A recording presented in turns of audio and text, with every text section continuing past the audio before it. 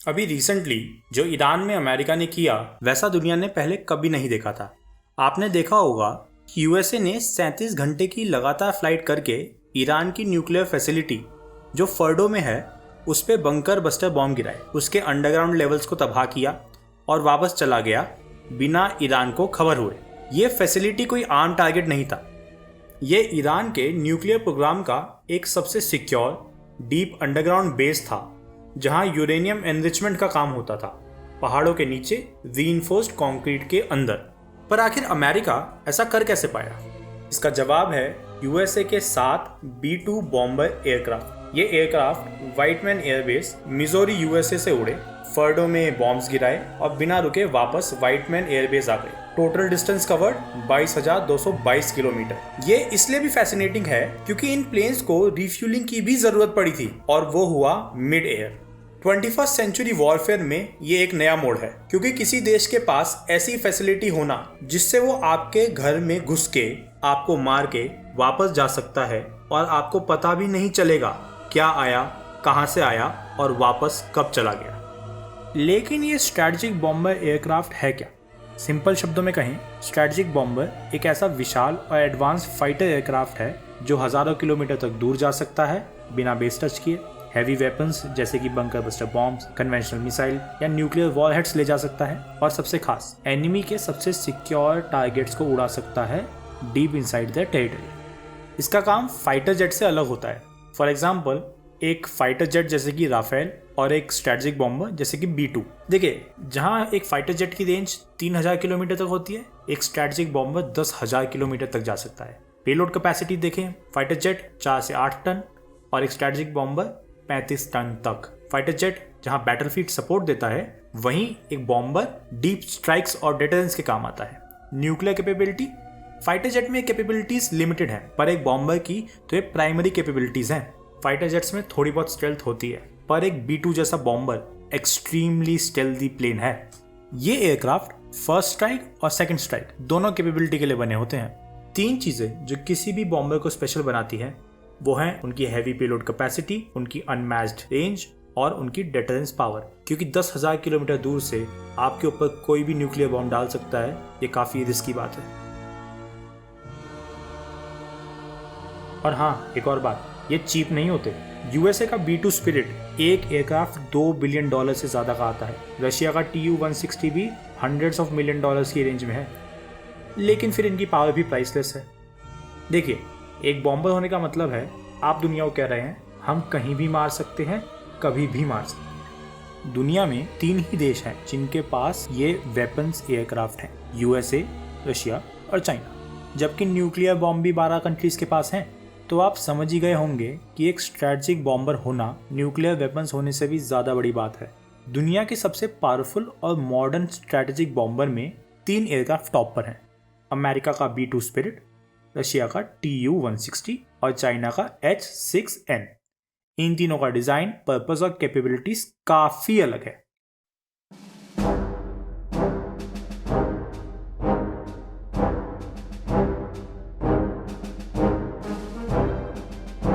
B-2 spirit, जिसकी पहली flight 1989 में हुई थी, एक स्ट्रैटेजिक स्टेल्थ बॉम्बर है। इसका फ्लाइंग विंग डिजाइन इसे रेडार से लगभग इनविजिबल बना देता है। इसकी टॉप स्पीड भी लगभग 1010 किलोमीटर पर आवर है। ये एयरक्राफ्ट लगभग 11 से 12,000 किलोमीटर बिना रिफ्यूल किए उड़ सकता है और कॉम्बैट रेडियस भी इसका अराउंड 5,000 किलोमीटर है।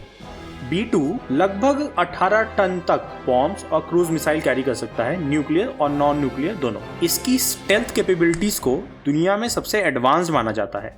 ऐसे सिर्फ 21 एयरक्राफ्ट बनाए गए हैं जिसमें से अभी 20 एक्टिव ड्यूटी में हैं और हर एक की कॉस्ट है लगभग $2.1 बिलियन। दूसरी तरफ है रशिया का Tu-160।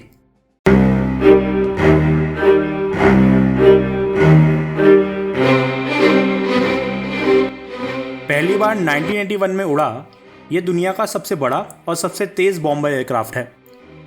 इसका वेरिएबल स्वीप विंग डिजाइन इसे सुपरसोनिक बनाता है, जिसकी टॉप स्पीड है 2200 किलोमीटर पर आवर, यानी कि मार्क 2 से ज्यादा।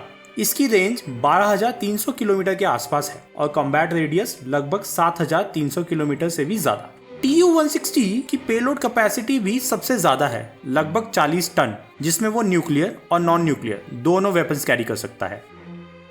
लेकिन इसकी स्टेल्थ कैपेबिलिटी बहुत कम है और रेडार पे आसानी से दिख भी जाता है। आज के समय में अप्रोक्सीमेटली 11 एयरक्राफ्ट एक्टिव सर्विस में है और हर एक की कॉस्ट है $270 मिलियन। रशिया ने रिसेंटली इन्हें मॉडर्नाइज करने का प्रोग्राम भी शुरू किया है।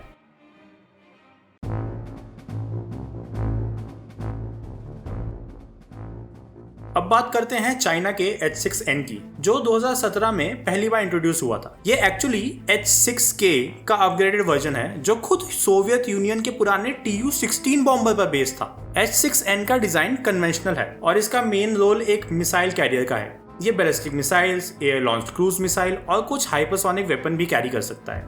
इसकी स्पीड भी सबसोनिक है, अराउंड 1050 किलोमीटर पर आवर, और range approximately 6000 kilometre. Combat radius ठीक उसका आधा, 3000 किलोमीटर। पेलोड कैपेसिटी लगभग 9 टन तक है, लेकिन H6N में लिमिटेड स्टेल्थ फीचर्स हैं। कुछ रेडार क्रॉस सेक्शन कम किया है, पर B2 जैसा एडवांस कुछ नहीं है इसमें। एस्टिमेट किया जाता है कि चाइना के पास लगभग 6 से 10 एयरक्राफ्ट होंगे और उनकी कॉस्ट भी लगभग 50 से 70 मिलियन $US के बीच है। देखिए, तीनों बॉम्बर्स के पास इन फ्लाइट रिफ्यूलिंग कैपेबिलिटी है, जो इनकी रेंज को और भी बढ़ा देता है। क्रू भी तीनों में अलग अलग चाहिए। जहां B2 में सिर्फ 2 पायलट चाहिए, Tu-160 को ऑपरेट करने के लिए 4 मेंबर्स का क्रू चाहिए और H6N में 3 का। तो ओवरऑल देखिए, B2 स्पिरिट बेस्ट स्टेल्थ और सर्जिकल कैपेबिलिटी के साथ आता है। Tu-160 सबसे बड़ा, सबसे फास्ट और सबसे ज्यादा पेलोड ले जाने वाला, और H6N ये बहुत छोटा और एक रीजनल डेटरेंस बॉम्बर है। इसका कंपैरिजन B2 या Tu-160 से करना अनफेयर है। अगर ये स्ट्रेटेजिक बॉम्बर इतना ही अच्छा है तो इंडिया के पास क्यों नहीं है? आखिर इंडिया वर्ल्ड की 4th लार्जेस्ट इकोनॉमी है और 4th लार्जेस्ट मिलिट्री पावर भी है। तो ऐसा क्या है कि इंडिया ने अब तक स्ट्रेटेजिक बॉम्बर ना डेवलप किया और ना ही खरीदा? रशिया ने इंडिया को Tu-160 बेचने का ऑफर भी दिया था, पर इंडियन एयरफोर्स ने ये ऑफर रिजेक्ट कर दिया। इसका जवाब आपको मिलेगा इंडिया की एयरफोर्स और मिसाइल सिस्टम को समझने पर।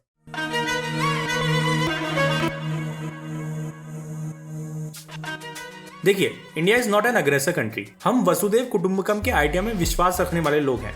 ये आइडिया रखना कि हम दूसरे देशों में जाके बॉम्बिंग करेंगे, ये यूएसए का काम है, भारत का नहीं। भारत इन चीजों में ना विश्वास करता है और ना ही करना चाहता है। और रही बात डिफेंस की, आपने ऑपरेशन सिंदूर के टाइम देखा ही होगा हमारे एयर डिफेंस सिस्टम आकाश और ब्रह्मोस मिसाइल का कमाल। कहा जाता है कि नूर खान एयरबेस में अभी भी धुआं उड़ रहा है। खैर, jokes apart, if you think about it, we have a lot of capability that we as civilians know of. तो ऐसा क्या क्या होगा that we don't even know of? Let's see public knowledge में है क्या क्या। सबसे पहले बात करते हैं हमारे एयर डिफेंस सिस्टम की, जिसने पाकिस्तानी ड्रोन्स को मच्छरों की तरह हवा में ही मार गिराया।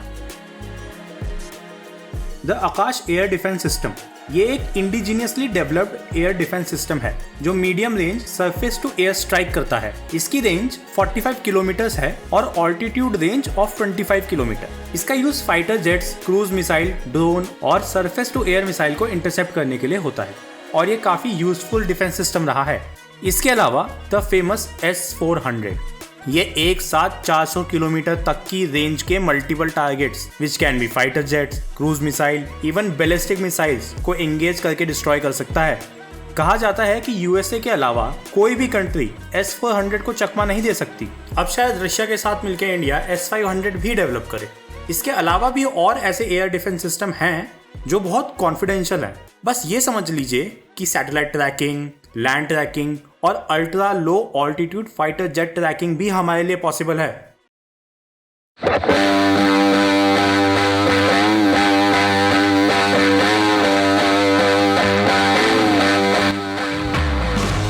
ये तो हुई बात डिफेंस की, बट व्हाट अबाउट अटैक? तो देखिए, हमारे पास काफी ऐसे वेपन्स हैं जो हमें लॉन्ग रेंज स्ट्राइकिंग कैपेबिलिटी देते हैं, जैसे धनुष मिसाइल, जिसकी रेंज 750 किलोमीटर की है और ये मार्क 5 तक की स्पीड से ट्रैवल कर सकता है। इसका पेलोड 1 टन का है और ये एक न्यूक्लियर केपेबल मिसाइल है। ये मिसाइल इंडियन नेवी के पास है, जिसकी वजह से इसकी रेंज और भी ज़्यादा बढ़ जाती है। K4, K5 और K6 ये तीनों न्यूक्लियर केपेबल ICBM हैं, यानी कि इंटरकॉन्टिनेंटल बैलिस्टिक मिसाइल, जो सबमरीन से फायर किए जा सकते हैं। ये 3500, 5000 और 8000 किलोमीटर तक स्ट्राइक कर सकते हैं, वो भी मार्क 7.5 की स्पीड के साथ, यानी कि 2.5 किलोमीटर पर सेकेंड। फिर आता है निर्भय मिसाइल, जो कि 1500 किलोमीटर तक 0.9 मार्क की स्पीड से अटैक कर सकता है।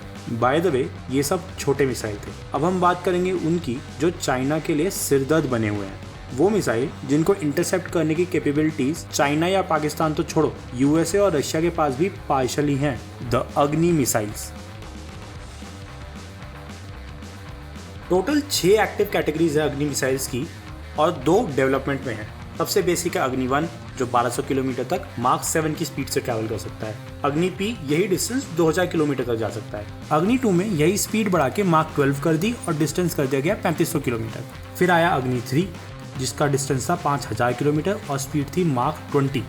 फिर आया अग्नि 4, इसका डिस्टेंस घट के 4000 किलोमीटर हो गया था, पर यह कोई डाउनग्रेड नहीं था।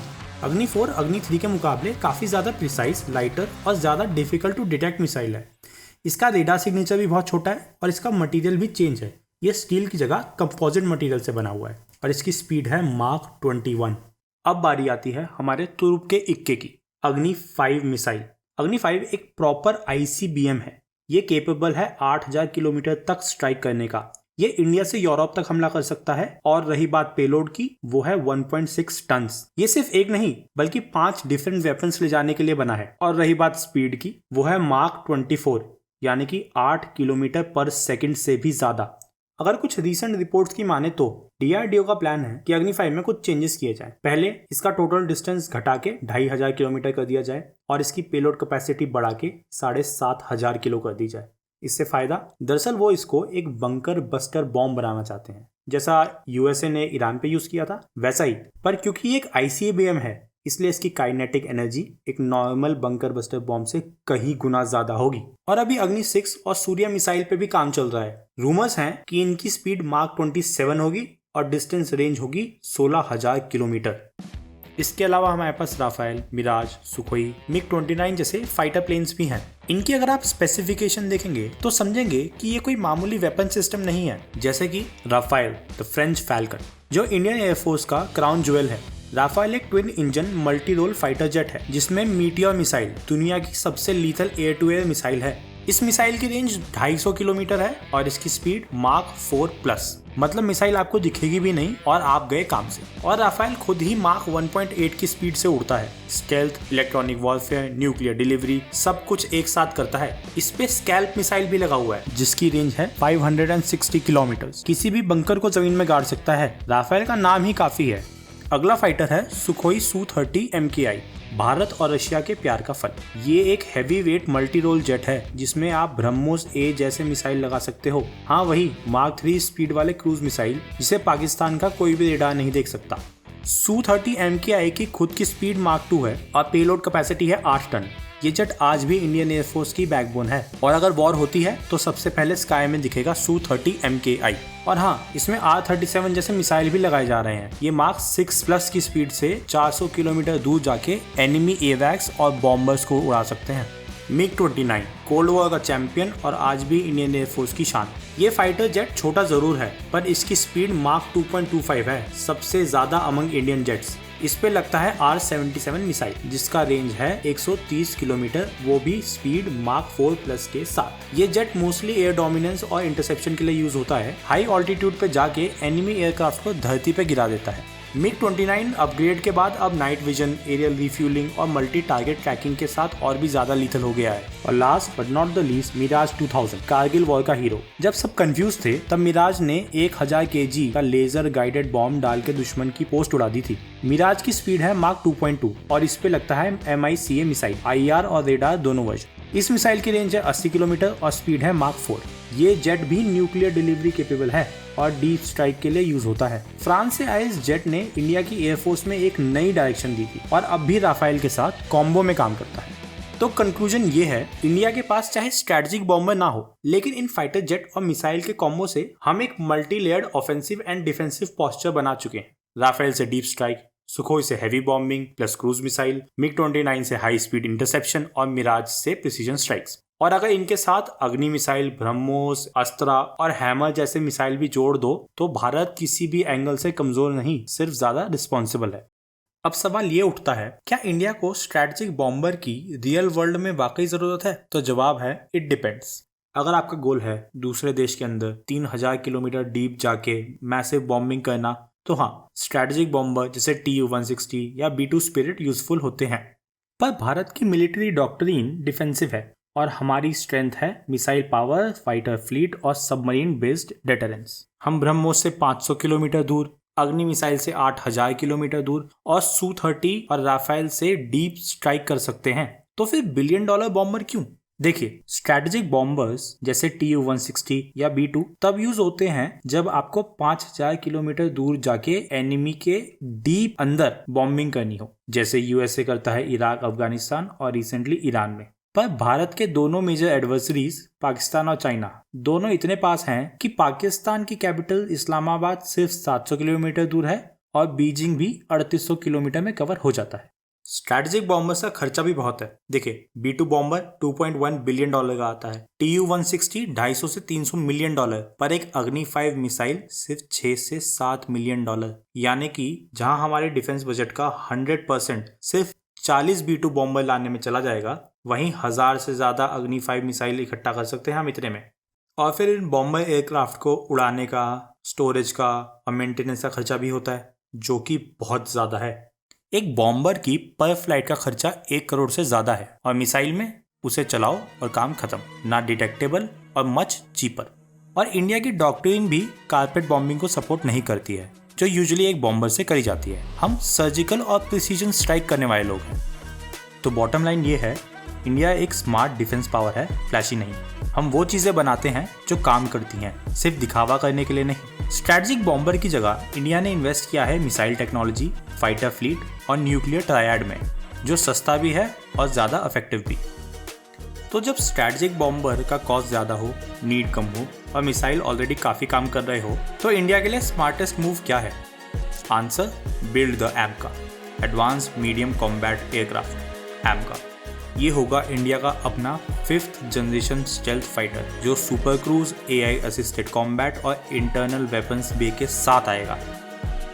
ये वो प्लेटफॉर्म होगा जो स्टेल्थ बॉम्बर जैसे पेनिट्रेट कर सकता है, फाइटर जेट की एजिलिटी के साथ एयर सुपीरियॉरिटी ला सकता है और एनिमी टेरिटरी में जाके प्रिसीजन स्ट्राइक कर सकता है बिना डिटेक्ट हुए। और सबसे इम्पॉर्टेंट बात, ये इंडिया में ही बनेगा। DRDO और HAL मिलके इस प्रोजेक्ट पर काम कर रहे हैं। और तब तक इंडिया को चाहिए राफेल का सेकंड बैच, Su-30 MKI का अपग्रेड, और अगर मौका मिले तो 5th जेन फाइटर जैसे Su-57 या इवन F-35 को इंपोर्ट करना, लेकिन स्ट्रैटेजिकली और सिलेक्टिवली। देखिए, कंक्लूजन ये है, स्ट्रैटेजिक बॉम्बर फ्लैशी जरूर है, लेकिन इंडिया को चाहिए स्ट्रैटेजिक थिंकिंग और AMCA, मिसाइल्स और अपग्रेडेड फाइटर फ्लीट। ये है इंडिया का असली answer to 21st century warfare. अगर आपको ये वीडियो पसंद आया हो तो इसको लाइक करें, सब्सक्राइब करें, शेयर करें और ऐसे ही कंटेंट के लिए हमें फॉलो ज़रूर करें हमारे Instagram पेज पर। Thank you. जय हिंद, जय भारत।